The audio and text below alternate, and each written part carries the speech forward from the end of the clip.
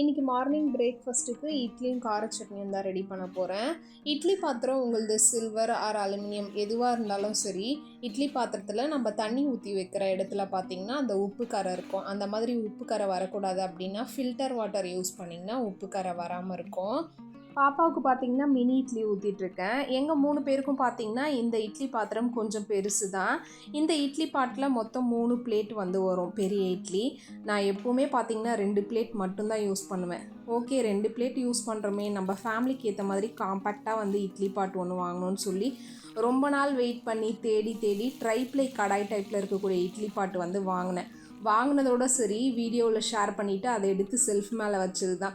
இப்போ வர அதை எடுத்து வாஷ் பண்ணி யூஸ் பண்ணவே இல்லை. பட் ஒவ்வொரு நாளும் இட்லி ஊற்றும் போது மட்டும் நினப்பேன், இன்றைக்கி இதில் இட்லி ஊற்றி முடிச்சுட்டு கையோடு அதை எடுத்து வாஷ் பண்ணி நெக்ஸ்ட் டைம் யூஸ் பண்ணுறதுக்கு ரெடியாக வைக்கணும்னு சொல்லி. பட் இப்போ வர நான் வந்து யூஸ் பண்ணல.